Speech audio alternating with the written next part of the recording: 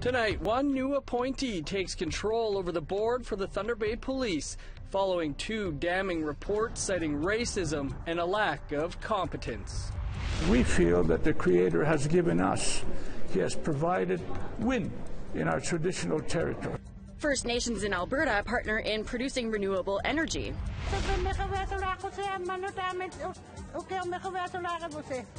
And Inuit in Montreal keep their connection to culture strong as they gather for their annual feast.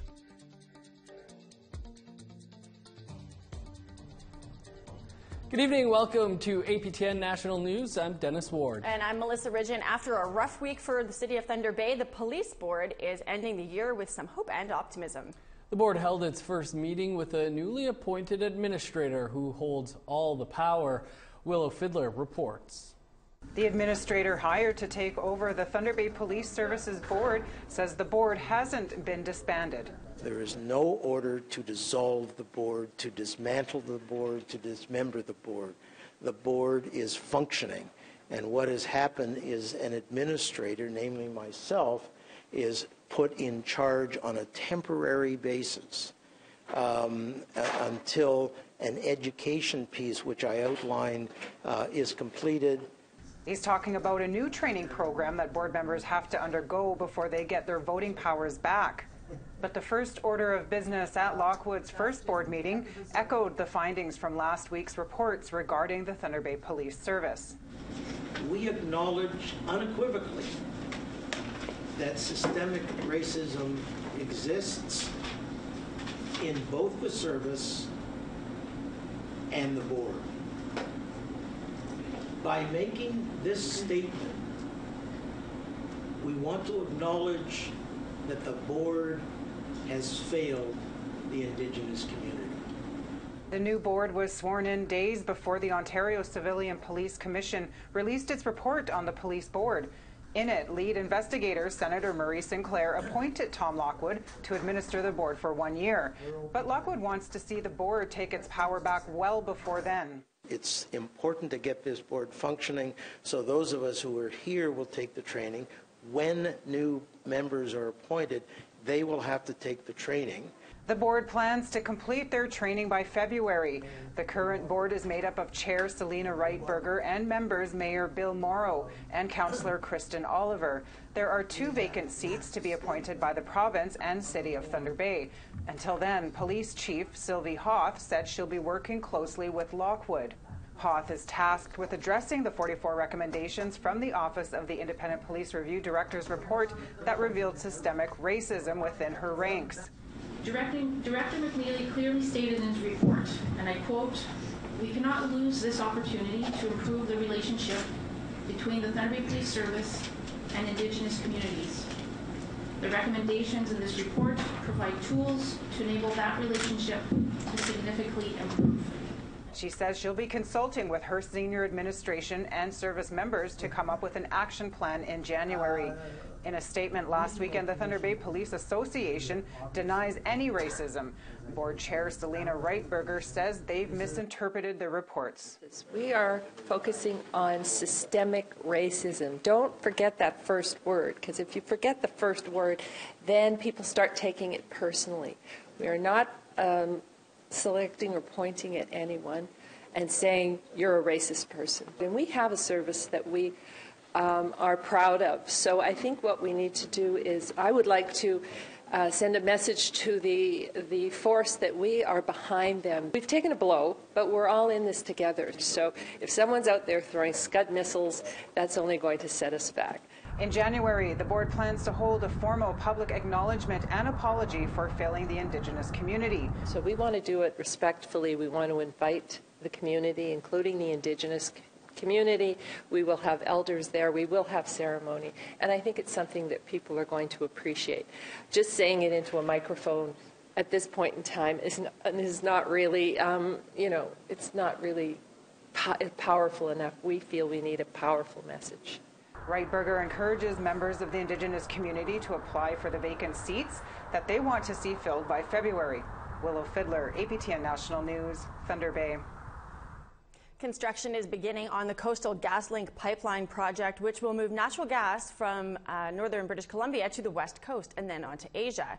Elected First Nation leadership along the pipeline route have given their approval for the project, but there is opposition. Members of the Inuit clan set up a blockade to stop industry from coming in. A BC judge ordered it be taken down. But now a new camp is being set up by a different clan who also want no part in the pipeline. Lori Hamlin has the details. The gate at the Unistoten camp is still in place. A BC Supreme Court judge ordered it to be taken down because the Unistoten clan are blocking access to the road in their traditional territory that leads to the pipeline site. Police could come at any time now to take it down, but doing so might not do much because there's a new camp and a new blockade being built just outside the injunction zone. We're constructing a camp. We're creating the conditions where we can stay here and live here. The Coastal GasLink pipeline will be a brand new 670-kilometre pipeline project that brings fracked gas down from Dawson Creek, BC, to LNG Canada's processing plant in Kitimat. The pipeline, which has Indigenous consent from elected leadership, but not the nation's highest hereditary chiefs, will run through 190 kilometres of Wet'suwet'en territory, and now there are 2 blockades to try to stop it. Molly Wickham is from Gidimt'en clan of Wet'suwet'en Nation. Wickham is helping build the new camp in support of the Unistoten clan's efforts to keep Coastal GasLink workers from coming into their traditional territory. We are going to be controlling access to Gidimt'en territories as a collective. The decision was made by the Denise and the Tsakaise of the clan, and that we need to uphold our responsibility. It has been on the shoulders of the Unistoten for too long. Structures are being built along the side of the Maurice River Road, approximately 20 kilometres before the Unistoten camp. This road, Maurice River Road, is the only access point into the camp and into the back reaches of all the Wet'suwet'en territories. And so you have to come through Gidimt'en territory. Coastal GasLink has said they want to start construction on the pipeline in the new year, which is why they wanted the gate at the Unistoten camp removed. But with a second blockade now in place, it looks like the fight over the pipeline is far from over. We'll be here ready for them and anyone else who tries to access Gidimt'en territory until the time that we feel there's no threat of trespass onto our territory by unwanted industry. Lori Hamlin, APTN National News, Gidimt'en territory. After weeks of anger and protests, the Trudeau government has announced some new help for Alberta's oil industry, but already some are saying it's nowhere near enough. And the Premier, Rachel Notley, says this can only be the first of many steps that are needed to help with this crisis. Ottawa announced a $1.6 billion funding package. The money will help companies diversify, invest in new technologies, and muddle their way through this down cycle in crude prices. Federal Natural Resources Minister Amarjeet Sohi, himself from Alberta, and International Trade Diversification Minister Jim Carr announced Ottawa's plan in Edmonton today. Alberta's energy sector is not just the historic backbone of our economy, but a key part of our country's future. That the jobs this sector produces must be protected, and they will be. That the workers in this sector are valued parts of our national economy and critical to its longer-term success. Alberta Premier Rachel Notley is responding to the federal government's efforts to boost the province's failing oil industry, calling it a first step in what she's hoping is a much larger plan. She says Ottawa would be more successful if it listened to the solutions her government has already suggested. There's no question that, as far as I'm concerned, this is only the very first step of what we anticipate had better be many steps, because it's absolutely not what we went to the federal government identifying to them that the industry needed. As I've said, we've heard from some small producers that this will help them. It will help them get access to capital in trying times and perhaps tide them over. But it is not entirely what they were looking for, too. And, you know, it is a cut and paste. It's so cut and paste that it talks about support developing export markets. Well, hate to break it to you, but the whole world wants our product. Meanwhile, Alberta will be spending $1.2 billion to build 5 new wind-powered electricity farms, and they'll be partnering with First Nations to do it. The wind farms will each have at least 25% Indigenous ownership. They're expected to power up to 300,000 homes each year. The project will also create as many as 1,000 jobs, many in Indigenous communities. Construction will begin in 2020. Chief Roy Fox of the Kainai Nation says it's a milestone for his community. We feel that the Creator has given us, He has provided wind in our traditional territory. There's two main barriers for First Nations, Indigenous people that are in the way when we want to get involved in business development. Time for us to step aside for a quick break. But before we do, here's a preview of tonight's Face-to-Face coming right up after the news. Our guest tonight is Russ Daibo, a former candidate for National Chief of the Assembly of First Nations. Our people are increasingly demanding fundamental change, not incremental change. And they're continuing to act on it at a local level. But also, I think you're going to see, as the government continues to push and AFN and chief and council systems continue to push without changes, there'll be more and more pushback from the people demanding change.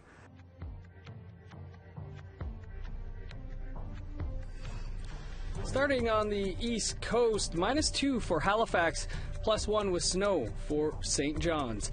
-6 in Nain, 6 below with snow in Le Grand River. -1 in Montreal, 9 below and sunny skies for Saguenay. +5 in Sarnia, London and Toronto, 0 for Ottawa. +1 in Thunder Bay, Kapuskasing and Timmins. In northern Manitoba, -16 in Puckatawagan, -8 with snow in Norway House, -1 for Winnipeg, +1 for Gimli and Dauphin with snow, 0 for Saskatoon, +3 under sunny skies for Swift Current, 2 with rain in Regina, -16 in Stony Rapids, 13 below in Uranium City.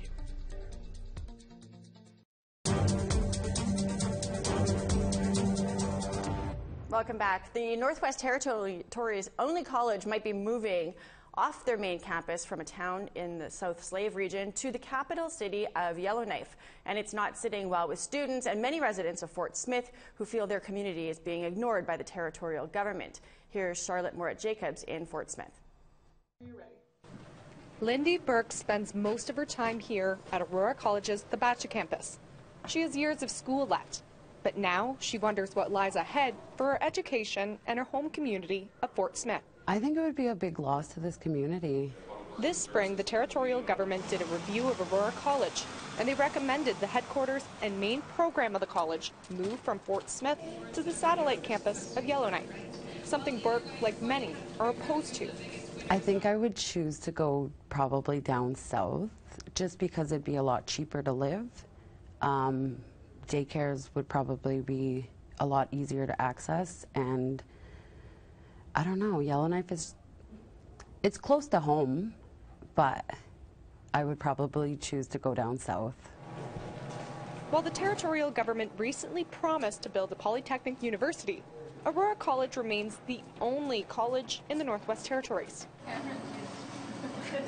For Derek Thrasher, who has used the campus as a school and a workspace since 2006, he enjoys taking courses in a small town. I started taking this course, Northern Governance, and it's been really, really good. I edited a piece on Indigenous people and incarceration, and it really informed the heck out of me. Thrasher's boss, Kikowak, also is an Aurora College grad and a town councillor. She helped write the town's response to the review. Kikowak says surveyors did not stay long enough to get opinions on the move from students, only spending one afternoon on campus. I got more responses for coffee than the foundational review did. As for something as simple as wanting to know what kind of coffee the students would prefer, I did a week-long survey. I did 5 days, and I had over 75 responses. The review was completed by a Southern company and argues better student housing and daycare options should the headquarters be moved. But this alumni disagrees. And I think it has a lot to do with the cost of living, whereas like Fort Smith, they have tons of family housing. They have housing readily available for everybody. And Brad Bird says First Nations groups like the Métis he belongs to weren't properly consulted for the review. And the campus move would be detrimental to his community's economy. What would it mean if suddenly you guys lost the college? Oh, it'd be devastating to Fort Smith. Like, not only is it a huge part of like the culture around Fort Smith, like, because everything, like, whenever there's an event in town, it's the college that's hosting it or some other organization that's partnered with the college. Having completed community visits in Fort Smith, Yellowknife, and Inuvik, the GNWT says they will hire an Associate Deputy Minister of Education to review this matter further. But the question remains, what will the future hold for Aurora College Tabacha campus? Charlotte Moore-Jacobs, APTN National News, Fort Smith. For Inuit living in urban areas, having gatherings in a city like Montreal is an important way to practice their culture, especially during the holiday season. With more, here's Tom Fenario. Caribou stir fry. Cooking for 150 people is never easy. Doing it on a stove with only 2 working burners makes it even harder. Ouch. But despite all the work, Annie Pasukti wouldn't want to be anywhere else right now. Because I love my people. It makes them so happy, and it also makes me very happy to see my people happy, the Inuit. I do it for the Inuit of Montreal. Pasukti might be running things here, but she isn't alone. The organization she's a part of, the Southern Quebec Inuit Association, organizes a feast in Montreal every couple of months. It's a way for Inuit in the city to gather and eat country food. Although for the holidays, they kick things up a notch. I'd have to say caribou. Caribou is like the top #1 for me right now. I'm really excited. Annie makes the best caribou stew ever. 25-year-old Elizabeth Urquima Steinberg has lived in Montreal her whole life. She's grateful to have a venue to be with other Inuit. I get reconnected with my culture, with my background, and with family members, and I really I feel like at home when I'm taking part. According to Inuit Tapiret Kanatami, the organization that represents Inuit in Canada, since 2006 the Inuit population has grown by almost 30%, almost 3 times the national average.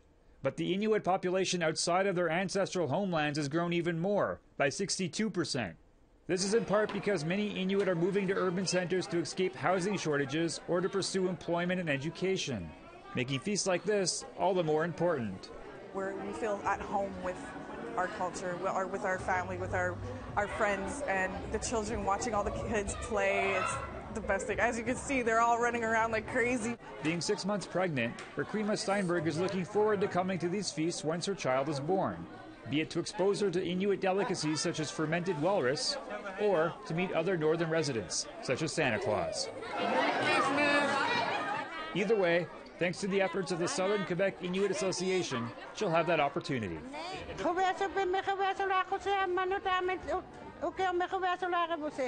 Tom Fenario, APTN National News, Montreal.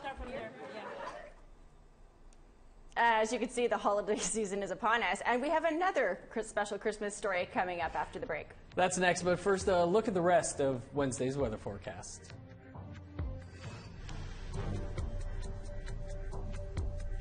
Picking back up in northern Alberta, 0 for Grand Prairie with sunny skies, 0 in Peace River with snow, +8 in Lethbridge, +7 with rain for Medicine Hat, 9 above with showers for Vancouver, Victoria, and Tofino, -7 in snow in Dease Lake, 0 with snow for Smithers, -22 in Old Crow, 19 below for Beaver Creek and Rock River, -21 in Wrigley, -13 for Yellowknife, 18 below in Norman Wells, -17 in Colville Lake, -14 for Paulatuck.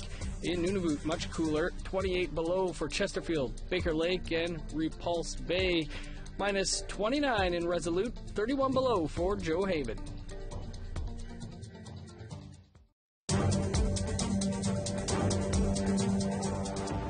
Welcome back. The Asham family on Siksika Nation in southern Alberta has used art as a way of teaching Indigenous languages.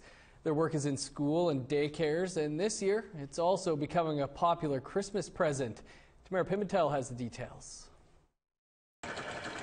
Christmas is just around the corner, and for Laura Asham that means spending hours in her sewing room on Siksika Nation making dresses and ribbon shirts. Little granny dress. Only these little guys will fit. These puppets have been a hit in southern Alberta. Asham gets so many orders, it's become a job for the whole family. When we get an order, like my whole house is busy.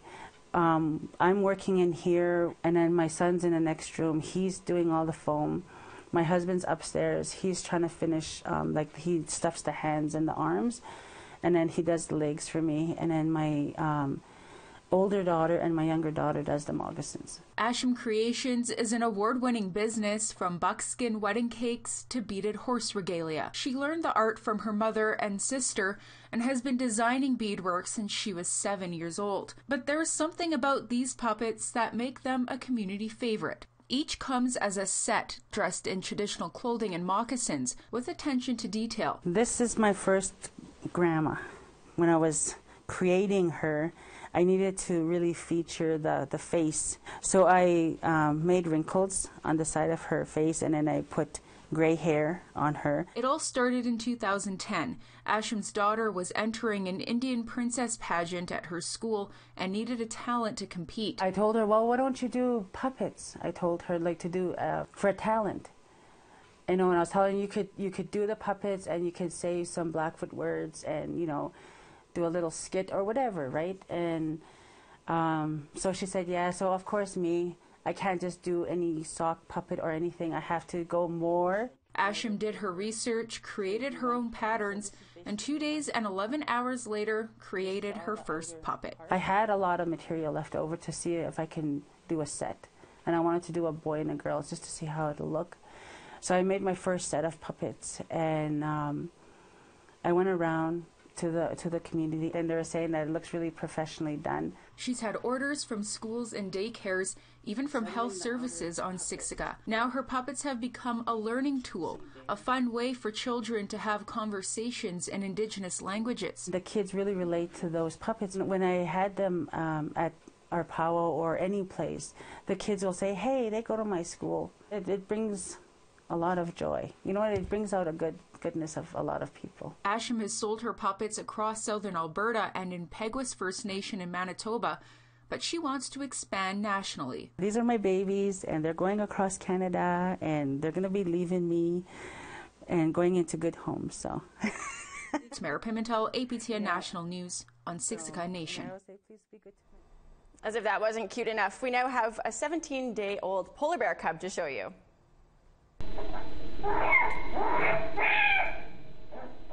This little one lives at the Berlin Zoo, which released this video today. The little cub can be seen feeding from its mother, Tonya. The cub doesn't have a name yet, but there is lots of time to come up with one. It won't be on display to the public until the spring. I want a polar bear. That is very cute, though I do love those puppets as well. Those are amazing. Amazing. Beautiful. A nice story, too, by Tamara. I would agree. Well, that's all the time we have for tonight. So join us tomorrow live at 3 p.m. Eastern Time as we put 2018's reconciliation efforts in focus. I'm Melissa Ridgen. And I'm Dennis Ward. Stick around. Face to Face with Russ Dibo is just moments away. Have a great night. We'll see you back here tomorrow. There's something else coming up.